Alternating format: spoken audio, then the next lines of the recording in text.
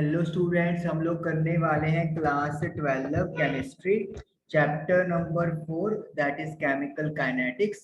चलिए स्टार्ट करते हैं। तो आज हम लोग बात करने वाले हैं ऑर्डर ऑफ अ रिएक्शन की। What is order of a reaction? The sum of powers of the concentration of the reactants in the rate law expression is called the order of that chemical reaction. हमने rate law के बारे में बात की थी previous session में कि it is equal to rate constant K, और अगर आपके पास जितने भी रिएक्टेंट होंगे उन रिएक्टेंट की कॉन्सेंट्रेशन लिख के उनकी कुछ पावर आपके पास आएगी जो कि एक्सपेरिमेंटल वैल्यूज होगी। तो इन्हीं पावर्स को ऐड करके, द सम ऑफ पावर्स को ऐड करके जो चीज मिलती है उसे we call order of reaction. अगर सपोज करो 3 रिएक्टेंट है और उनका जो एक्स वाई जेड पावर है तो order will be X plus Y plus Z होगा। Order of reaction can be 0, 1, 2, 3 and even a fraction. Order 0 भी हो सकता है, 1 भी हो सकता है, 2 भी, 3 भी, और फ्रैक्शन यानी कि जैसे 1/2 हो गया, 2/3 हो गया, लाइक दैट ऐसे भी वैल्यू हो सकती है। A zero order reaction means that rate of reaction is independent of the concentration of reactant. Zero order का मतलब क्या है कि rate is equal to rate constant, और सपोज कर लो आपके पास एक ही रिएक्टेंट है या एक से ज्यादा है और उन सभी का पावर ऐड करके यू आर गेटिंग जीरो। तो इसका मतलब ये हो गया कि रेट जो है उस रिएक्शन का कंसंट्रेशन पे डिपेंड ही नहीं करता, independent of concentration of the reactant. तो जीरो ऑर्डर का अगर मीनिंग पूछा जाए तो इसका मतलब ये है कि उस रेट के रिएक्शन की जो डिपेंडेंसी है वो कंसंट्रेशन ऑफ रिएक्टेंट नहीं है। तो ये आप लोगों को याद रखना है। एक एग्जांपल करते हैं हम लोग रिएक्शन। जैसे मेरे पास एक क्वेश्चन है एनसीईआरटी में से, रेट इज इक्वल टू के ए की पावर 1/2 एंड बी की पावर 3/2 दिया हुआ है। तो मुझे ऑर्डर फाइंड करने के लिए बोला है। तो ऑर्डर में लिए क्या चीज होगा, जो रिएक्टेंट है जैसे ए और बी, इनका कॉन्सेंट्रेशन का पावर यानी कि 1/2 एंड 3/2, इनको अपन क्या करेंगे, ऐड करेंगे।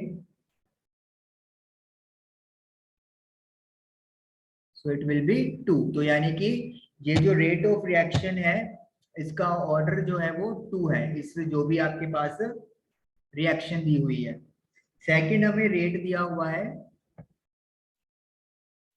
कि ए की पावर 3/2 एंड बी की पावर माइनस का 1। तो ऑर्डर कैलकुलेट करना है 3/2 प्लस का -1 प्लस इंटू माइनस माइनस, तो इट विल बी 1/2। तो यानी कि इस रिएक्शन का ऑर्डर हाफ ऑर्डर यानी कि 1/2 होगा। जो उन्होंने बात की थी कि रेट ऑफ रिएक्शन फ्रैक्शन भी हो सकता है। Okay, next, the reaction taking place in one step are called elementary reactions. जो रिएक्शन सिर्फ एक ही स्टेप में कंप्लीट हो जाती हैं उन्हें एलिमेंट्री रिएक्शंस बोलते हैं। When a sequence of elementary reactions called mechanisms gives us the product, the reactions are called complex reactions. लेकिन जब बहुत सारे स्टेप मिल जाते हैं जिनको अपन हर स्टेप को एलिमेंट्री रिएक्शन बोलते हैं या मैकेनिज्म बोलते हैं, और फिर हमें फाइनल प्रोडक्ट मिलता है तो रिएक्शंस को कॉम्प्लेक्स रिएक्शन बोलते हैं। जैसे ए से हमें प्रोडक्ट डी चाहिए, पहले ए से बी बना, फिर बी से सी, और फिर सी से डी। तो these all are elementary reaction. Single single की बात करेंगे और इस कंप्लीट रिएक्शन को we will called complex reaction. लेकिन अगर ये रिएक्शन डायरेक्टली ए से डी हो जाए एक ही स्टेप में तो उसे फिर एलिमेंट्री रिएक्शन बोलेंगे। तो एलिमेंट्री और कॉम्प्लेक्स रिएक्शन में यही डिफरेंस है। Next is units of rate constant. Rate constant के यूनिट कैसे हम लोग कैलकुलेट करते हैं कि रेट कांस्टेंट का यूनिट क्या होगा। सपोज कर लो मेरे पास एक रिएक्शन है जो आपकी एनसीईआरटी बुक के अकॉर्डिंगली मैं लिख रहा हूं। सपोज कर लेते हैं कि जो इसका रेट ऑफ रिएक्शन है वो है k a की पावर x और b की पावर y। x और y इनके स्टीचियोमेट्रिक कोएफिशिएंट इक्वल हो भी सकता है या हो सकता है उसके इक्वल ना भी हो। हमें रेट कांस्टेंट k का यूनिट निकालना है, तो it will be rate divided by concentration उसकी पावर x, अगेन कॉन्सेंट्रेशन उसकी पावर y।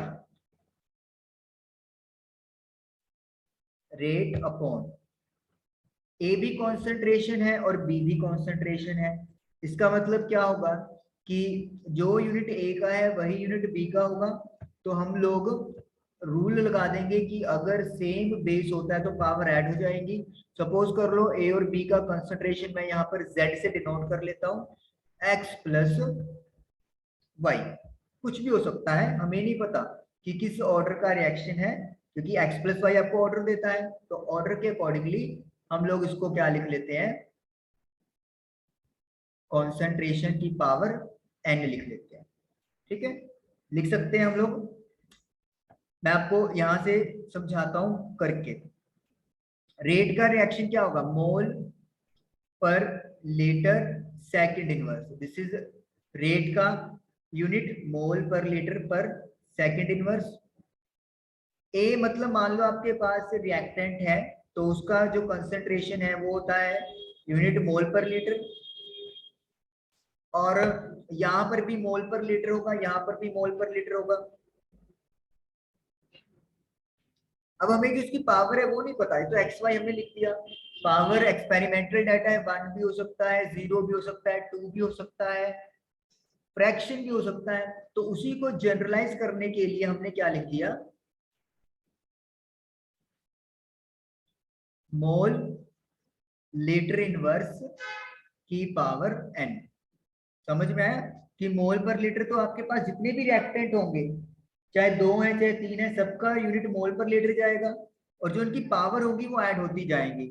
ऐड होने के बाद आपको ऑर्डर मिलेगा, ऑर्डर को हमने क्या लेट कर लिया, n लेट कर लिया।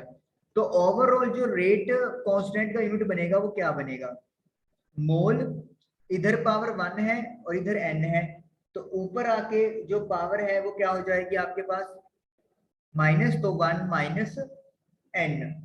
उसके बाद लीटर -1 है, -1 को n से करोगे -n, ऊपर जाएगा तो इट विल बिकम +n, और second inverse as it is आ रहा है। तो ये बेसिक जनरल फॉर्मूला बन गया है रेट कांस्टेंट की यूनिट कैलकुलेट करने का। हर केस में ये अलग अलग होगी, जैसे जैसे रिएक्शन रेट का जो रिएक्शन है उसका ऑर्डर अगर बदलता रहेगा। जैसे सिंपली मैं यहाँ पे आपको एक एग्जांपल के थ्रू समझाता हूँ।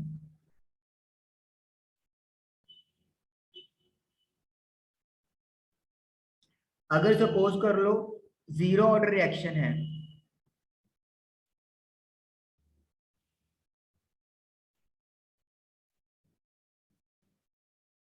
जीरो ऑर्डर का मतलब क्या है कि n की वैल्यू 0 है, तो यूनिट क्या होगा रेट कांस्टेंट का, जनरल फॉर्मूला क्या है, मोल 1 माइनस n, n की जगह 0 पुट कर दो, l की पावर -1 प्लस 0 और सेकंड की पावर -1, तो it will become mole litre inverse second inverse. तो ये 0 ऑर्डर रिएक्शन के लिए हमारे पास रेट कांस्टेंट का यूनिट बन गया। इसी तरीके से अगर सपोज करो मेरे पास फर्स्ट ऑर्डर रिएक्शन हो,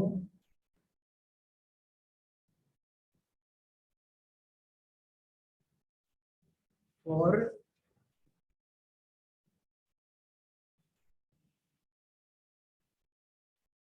first order reaction, first order का मतलब हो गया कि n की वैल्यू 1 है, तो यूनिट क्या होंगे, मोल की पावर 1 माइनस एन है तो 1 में से 1 माइनस कर दो, लीटर की पावर -1 + 1 है और सेकंड की पावर -1 है,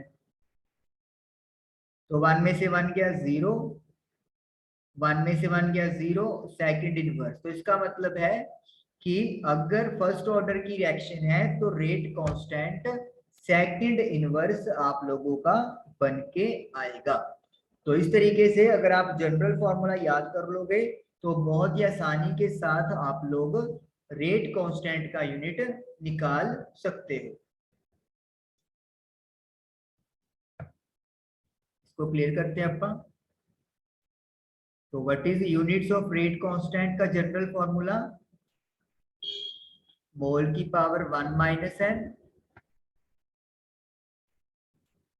सेकंड इनवर्स। तो this is the general formula.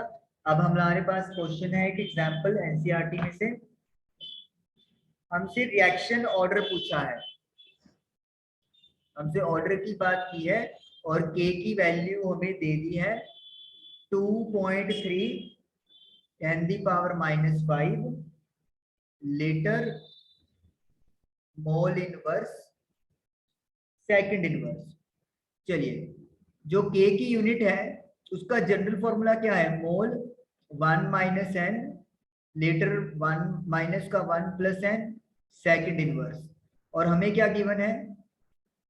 Mole inverse litre second inverse.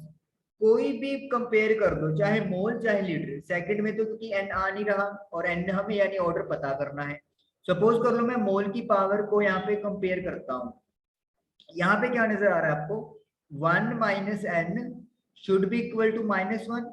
अगर ये चीज इसकी इक्वल है तो फिर जो पावर्स हैं ये इक्वल होनी चाहिए। ये जो 1 है अगर आप उसको दूसरी तरफ भेजोगे तो इट विल बिकम नेगेटिव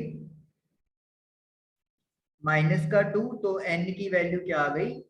2 आ गई। यानी कि ये जो आपको k दिया हुआ है ये सेकंड ऑर्डर रिएक्शन को रिप्रेजेंट कर रहा है। ओके, इसी तरीके से एक और मेरे को वैल्यू दी हुई है,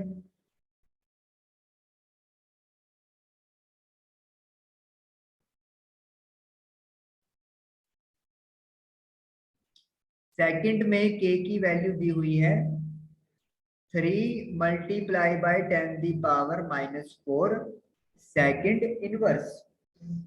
तो k का यूनिट क्या होता है? जनरल फॉर्मूला मोल की पावर 1 माइनस एन लीटर की पावर -1 प्लस एन और सेकंड की पावर -1, और इधर क्या है? अकेला सेकंड इनवर्स। यानी कि इधर मोल की पावर भी 0 है और लीटर की पावर भी 0 है। तो अगर मोल की पावर को कंपेयर करते हैं तो 1 minus n should be equal to 0, 0 में से 1 गया -1 हो जाएगा, तो इट विल बी 1। तो यानी कि this is your first order reaction. अगर आप लीटर का भी कंपेयर करोगे still you will get the same answer. देखिए -1 प्लस एन, इधर लीटर नहीं है तो मतलब लीटर की पावर 0 हो गया, तो एन की वैल्यू उधर जाके 1 प्लस का हो जाएगा। तो it will again showing that this is a first order reaction. Clear? Order of a reaction और units of rate constant topic clear हुआ होगा। Thank you for watching the video.